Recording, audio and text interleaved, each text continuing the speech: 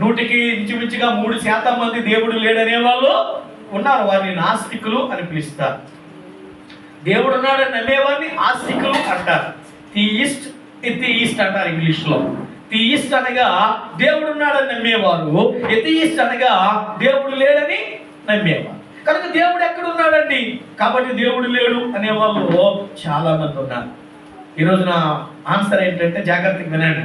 అసలు దేవుడు అనేవాడు ఉన్నాడా, ఉంటే ఎలా ఉంటాడో, ఎవరైనా ఆయన ఏం చేశాడో తెలిస్తే కృతజ్ఞత చెల్లించాలి లేదో మనకే అర్థమైపోతుంది. సో అది నా మెసేజ్. బ్రీఫ్గా మీకు అవుట్లైన్ చెప్తున్నాను. కాబట్టి నిజంగా దేవుడు అనేవాడు ఉన్నాడా, ఉంటే ఎందుకు మనుషునికి ఇన్ని శ్రమలు, మనుషునికి ఎందుకు ఇన్ని బాధలు, మనుషునికి ఎందుకు ఇన్ని కష్టాలు, మనుషునికి ఎందుకు ఇన్ని ఇబ్బందులు అనేది ఈ లోకంలో చాలా వరకు ప్రశ్నగా మిగిలిపోయింది.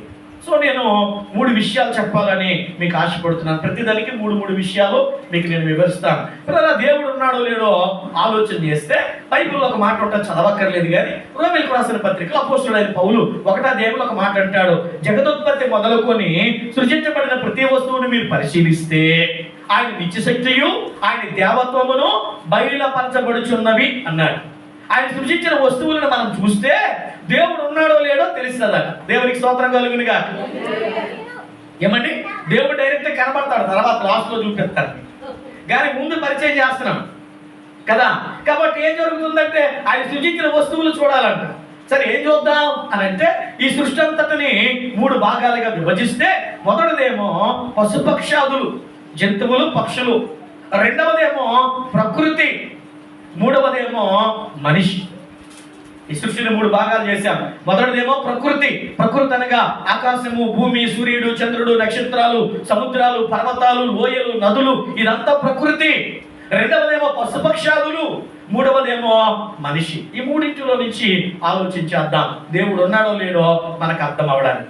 ఒకవేళ దేవుడు లేడు అని కాసేపు మనం అనుకుందాం, అందరూ మాట్లాడాలి.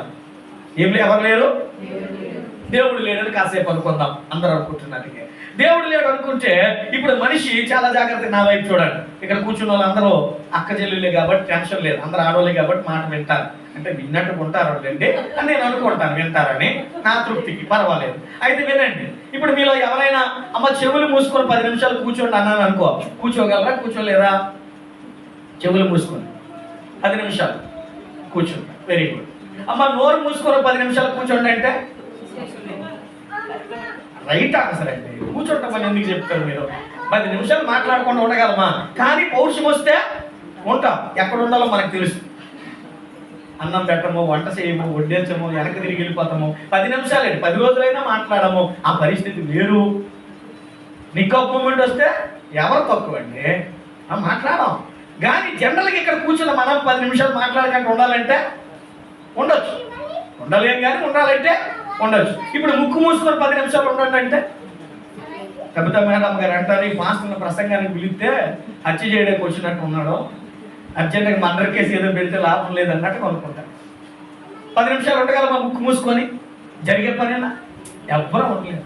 ఎందుకంటే మనం గాలి లోపలికి పీల్చాలి, గాలి బయటకు విడిచిపెట్టాలి. ఉశ్వాస నిశ్వాసాలు కలిగి ఉంటేనే మనిషి బ్రతుకున్నట్టు లెక్క. ఆ కారణం చేత ఇప్పుడు మనం గాలి పీలుస్తున్నాం, మంచిదే. ఇప్పుడు గాలి అన్నాం. ఇక్కడ చాలా మంది చదువుకున్న వాళ్ళు ఉన్నారు కనుక వాళ్ళకి అర్థమయ్యే భాషలో చెప్తున్నాను. గాలి అన్నాం. గాలి అంటే ఏంటి? గాలిలో చాలా రకాల వాయువులు ఉన్నాయి. ఆర్గాన్, నియాన్, క్రిప్టాన్, ఏమండి, ఆక్సిజన్, కార్బన్ డైఆక్సైడ్, చాలా ఉన్నాయి. ఇదంతా కలిపితే గాలి అయింది. ఇప్పుడు ఏ గాలి పిడితే ఆ గాలి పీల్చేయగలమా లోపలికి మనం? మీకు ఇంకా అర్థమయ్యేటట్టు చెప్తాను. మీరు వైజాగ్ హైవేలో ఇప్పుడు తగరపలుసు నుంచి వైజాగ్ మీరు వెళ్తున్నారు, చాలా ఫాస్ట్గా బైక్ మీద వెళ్తున్నారు. మీ అన్నయ్యో, మీ తమ్ముడో, మీ బాబో, లేదా మీ ఆయన గారో, ఎవరో ఒక రిలేటివ్ బైక్ మీద చాలా ఫాస్ట్గా వెళ్తున్నారు.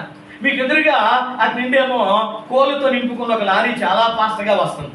ఇప్పుడు మీరు చాలా ఫాస్ట్గా వెళ్తున్నారు, లారీ కూడా చాలా ఫాస్ట్గా వస్తుంది, ఒకేసారి క్రాస్ అయ్యారు. అప్పుడు చాలా మంచి వాసన వస్తుంది.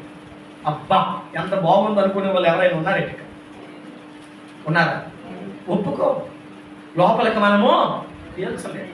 ఒకవేళ మనం పీల్చిన అనుకోకుండా లోపలికి వెళ్ళినా మన నాసికారంధ్రాలు, మన ఊపిరితిత్తులు దాన్ని యాక్సెప్ట్ చేయవు, దానిని యాక్సెప్ట్ చేయవు. సెంట్ యాక్సెప్ట్ చేస్తాయి, పువ్వుల వాసన యాక్సెప్ట్ చేస్తాయి, కానీ దుర్గంధాన్ని మాత్రము యాక్సెప్ట్ చేయదు. ఎందుకు? అది గాలే, కానీ పీల్చగలమా అంటే దీని అర్థం ఏంటి? మనిషి పీల్చడానికి ఆక్సిజన్ కావాలి, ఆక్సిజన్ మాత్రమే మనిషిని బ్రతికిస్తుంది. మరి అలాంటప్పుడు పిల్లలు ఒకవేళ దేవుడు లేడని కాసేపు అనుకుంటే మనిషి పరిస్థితి ఏంటి? పిల్లల జగత్పునాది వేయబడక మునిపే 6వ రోజున దేవుడు మానవుడు సృజిస్తాడని ఎరిగిన దేవుడు మనిషికి గాలి అవసరము, వెలుతురు అవసరమని సమస్తము ఎరిగిన దేవుడు ఏమని ఒక గర్భవతిగా ఉన్న తల్లి ఆ పుట్టబోయే బిడ్డ కొరకు ఏ రీతిగా అయితే సమస్తాన్ని సమకూరుస్తాడో అంతకంటే ప్రేమతో సృష్టికర్త అయిన దేవుడు మనుషునికి గాలి అవసరమని ఎరిగిన వాడై ఈ సృష్టిలో ఈ వృక్షజాలాన్ని ఆయన నాటాడు. దేవునికి స్తోత్రం కలుగును గాక. మొక్కలు ఎందుకు పెట్టబడ్డాయో అందుకే పెట్టబడ్డాయి. ఈ చెట్లు ఏమని కార్బన్ డైఆక్సైడ్ పీల్చుకొని మనుషులకేమో ఆక్సిజన్ ఇస్తున్నాయి. కనుక దేవుడు లేడనుకుంటే మనిషి పీల్చడానికి భూమి మీద గాలే లేదు. నువ్వు గాలి పీలుస్తున్నావంటే దాని అర్థం ఏంటో తెలుసా? దేవుడు ఉన్నాడు. దేవునికి స్తోత్రం కలుగును. ఎస్, దేవుడు లేకపోతే మనిషి పీల్చడానికి గాలే లేదు. సరే, ప్రకృతిలో మరొక దాని కొరకు ఆలోచన చేద్దాం. రెండవది, మనిషికి నీరు కావాలా. ఏం కావాలా? మనిషి లోపల నీరు ఉంది, తెలుసు కదా మీకు. మనిషి లోపల నీరు ఉంది, మనిషి త్రాగడానికి కూడా నీరు కావాలి. మాకంటే మీకే బాగా తెలుస్తుంది. నా ప్రశ్నకి మీరు ఆన్సర్ చెప్పండి. ఇప్పుడు మీకు సముద్రం ఉంది. ఏముందండి? సముద్రం ఉంది. మీలో ఎవరైనా సముద్రం నీటితో రోజు స్నానం చేసేవాళ్ళు, బట్టలు తుక్కునేవాళ్ళు, వంట వండుకునేవాళ్ళు ఉంటే చేతులు ఎత్తండి. దండేసి దండం పెడతాం. మీలో ఎవరైనా వైజాగ్ మొత్తం మీద సముద్రపు నీటితో మేము వంట చేసుకుంటున్నాం అయ్యగారు, సముద్రపు నీరుతో మేము బట్టలు తుక్కుంటున్నాం అయ్యగారు, సముద్రపు నీరుతో మేమేమో స్నానం చేస్తామన్న అయ్యగారు అని ఎవరైనా వాళ్ళు ఉన్నారా? మేము చేపల ఏరియాకి ఎక్కువ వెళ్తుంటాం. కొవ్వాడ, కొత్త ముక్క ప్రాంతాల బుడగట్ల వాళ్ళ పాలెం క్రిస్మస్లకి ఎక్కువ తిరుగుతుంటారు. ఏమంటే ఆడవాళ్ళ దగ్గరికి వెళ్తే అమ్మ మీ జుట్టు ఎంత పొడుగ్గా ఉంది, కారణం ఏంటంటే మేము సముద్రం నీరు స్నానం చేస్తామంటారు వాళ్ళు. చాలా జాగ్రత్తగా వినండి. ఈ సృష్టిలో సైన్స్ చెప్పిన మాట చెప్తున్నా. 3 వంతులు నీరు ఉంది, 1 వంతే భూమి ఉంది. చాలా చిన్నది భూమి నీటితో పోల్చుకుంటే. కానీ నీరంతా ఏంటంటే సముద్రమే. మీరు తూర్పుకి వెళ్ళండి, మీరు పడమటికి వెళ్ళండి, మీరు దక్షిణానికి వెళ్ళండి. బంగాళాఖాతం, అరేబియా సముద్రం, హిందూ మహాసముద్రం. ప్రపంచంలో ఎన్ని పేర్లు పెట్టి పిలుచుకున్నా కానీ ఒకవేళ మీరు ఏ సముద్రం పేరు పెట్టి పిలిచినా అది సముద్రమే. అందులో నీరు ఉప్పుగానే ఉంటుంది. మరి త్రాగడానికి పనికి వస్తుందా? ఒకవేళ దేవుడు అనేవాడు లేకపోతే చాలా జాగ్రత్తగా వినండి. ఇప్పుడంటే వాటర్ బాటిల్ వాడుతున్నాం, వాటర్ ప్యాకెట్లు వాడుతున్నాం. మేబీ ఐ థింక్ 10-12 సంవత్సరాల నుంచి ఇవి వచ్చాయమని. అంతకుముందు ఏ నీరు తాగాం? పంపు నీరే తాగాం, నూతులో నీరే తాగాం, చెరువులో నీరే తాగాం. మా పల్లెటూరులో పారే నీరు, పొలాల్లో పారుతున్న నీరు కూడా మేము తాగిన రోజులు ఉన్నాయి. కనుక చాలా జాగ్రత్తగా వినండి. భూమి మీద మనిషి పుట్టడానికి పూర్వమే దేవుడు పిల్లల ఆదాము కాలంలో మనం చూస్తాం. ఏమని మొదట వర్షం లేదు, కానీ నోవాహు తర్వాత దేవుడు వర్షాన్ని ఇచ్చినట్టుగా దేవుడి యొక్క వాక్యంలో చూస్తున్నాం. ఏమని సముద్రంలో ఉన్న నీరంతా దేవుడు శీతోష్ణ స్థితిని ఏర్పాటు చేసి, ఏమని వేసవి కాలాన్ని ఏర్పాటు చేసి, ఆ వేసవి కాలంలో ఏమని సూర్యుడు భూమికి దగ్గరగా వచ్చినప్పుడు ఈ సముద్రంలో ఉన్న నీరంతా ఆవిరి రూపంలో పైకి వెళ్ళి మబ్బులుగా మారి, మీరు చదువుకున్నారు చిన్నప్పుడే, ఏమని ఎత్తైన పర్వతాలు లేదా చెట్లు తగిలినప్పుడు చల్లబడి వర్ష రూపంలో పడుతుంది. అది నదుల్లో పడడం వల్ల ఆ నీరు మనకు త్రాగడానికి ఉపయోగపడుతుంది. ఒకవేళ దేవుడే లేకపోతే మనిషి త్రాగడానికి నీరు లేదు. సో నువ్వు గాలి పీలుస్తున్నావంటే దేవుడు ఉన్నాడు, నువ్వు నీరు త్రాగుతున్నావంటే దేవుడు ఉన్నాడు. దేవుడు అనేవాడే లేకపోతే మనిషి పీల్చడానికి గాలి లేదు, దేవుడు అనేవాడు లేకపోతే మనిషి త్రాగడానికి నీరు లేదు. ఇంకొంచెం ఆలోచన చేసి ముందుకు వెళ్దాం. ఇప్పుడు మనం చక్కగా కుర్చీ వేసుకొని కూర్చున్నాం, ఇల్లు కట్టుకున్నాం, చాలా బాగానే ఉంది. నా ప్రశ్న ఏంటంటే, మీ ఎదురుగా ఎవరైనా ఒక యవ్వనస్తుడు, ఇంచుమించు 18-19 సంవత్సరాల యవ్వనస్తుడు ఒక మంచి బైక్ పట్టుకొని 120-100 స్పీడ్తో పరిగెడుతున్నాడు అనుకో, బైక్ మీద వెళ్తున్నాడు అనుకో, అతను చూసి మీరు ఏమంటారు చెప్పండి? మీ ఎదురుగా ఒక యవ్వనస్తుడు ఒక బైక్ పట్టుకొని 100-120 కిలోమీటర్ల స్పీడ్తో గుయ్యి అనుకొని వెళ్తే మీరు అతను ఏమంటారు చెప్పండి? మీ టౌన్ భాషలో, ఆ పల్లెటూరు భాషలో నేను తర్వాత చెప్తాను. ఎవరైనా అంటాను పర్లేదా, నేను చెప్పారా, నేనేం అనుకోను. పోయే కాలం, వెరీ గుడ్. ఇంకా మీ టౌన్ వాళ్ళు కాబట్టి పెద్ద పెద్ద మంచి పదాలు కూడా. మా పల్లెటూరులో అంత గౌరవం ఉండదో తెలియదు, అంత రెస్పెక్ట్ మాకు తెలియదు. ఎందుకురా రాలిపోతున్నాం అంట, ఇది ఒరిజినల్. మీరు అందుకని మీ టౌన్ వాళ్ళు ఏమంటారో చెప్పండి అన్న. మీరు మంచి వాళ్ళు, పోయే కాలం జాగ్రత్త, మాకు అలగలేదు. ఎందుకురా వాలుబాటు అంటారు సీట్లు. ఎందుకు? వాడు 100-120 కిలోమీటర్ల స్పీడ్తో వెళ్తే వాడికి ప్రమాదమే, ఎదురుకొచ్చిన వాళ్ళకి కూడా ప్రమాదమే, అందులో అనుమానము లేదు.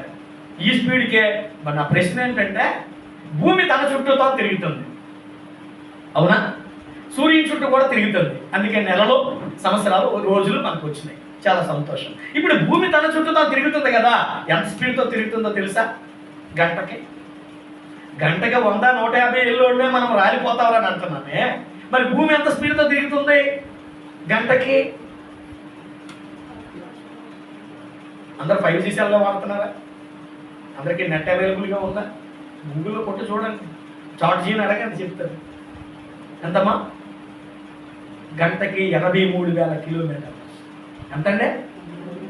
ఒకవేళ భూమికి గురుత్వాకర్షణ శక్తి లేకపోతే మనం కట్టుకునే ఇల్లు ఏమంటే, ఇప్పుడు భూమి తిరుగుతుందంటే మనకు తెలుస్తుందా? గొప్ప గొప్ప ఇల్లులు కట్టుకుంటున్నాం, గొప్ప గొప్ప బంగళాలు కట్టుకుంటున్నాం, ఏమంటే కుర్చీలు వేసుకొని కూర్చుంటున్నాం, భూమి తిరుగుతున్నట్టు కూడా మనకు తెలియదు. ఒకవేళ దేవుడు అనేవాడు లేకపోతే ఈ భూమికి గురుత్వాకర్షణ శక్తి ఎక్కడదే? కనుక ఒకవేళ సృజించిన వస్తువులను మీరు పరిశీలిస్తే గాలి దేవుడున్నాడని చెప్తుంది, నీరు దేవుడున్నాడని చెప్తుంది, భూమి దేవుడున్నాడని చెప్తుంది. దేవునికి స్తోత్రం కలుగును గాక. ఎవరో ఒకరిద్దరు ముగ్గురు దేవుడు లేడండి అబద్ధం అన్నంత మాత్రాన దేవుడు అబద్ధికుడు కాడు.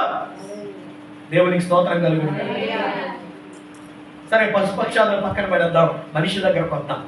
మనిషి కొరకు ఆలోచన చేసి ముందుకు వెళ్ళిపోదాం. చాలా జాగ్రత్తగా నా మాటలు ఆలకించాలని ప్రభు పేరిట మీకు మనం చేస్తామన్నాను. ఇప్పుడు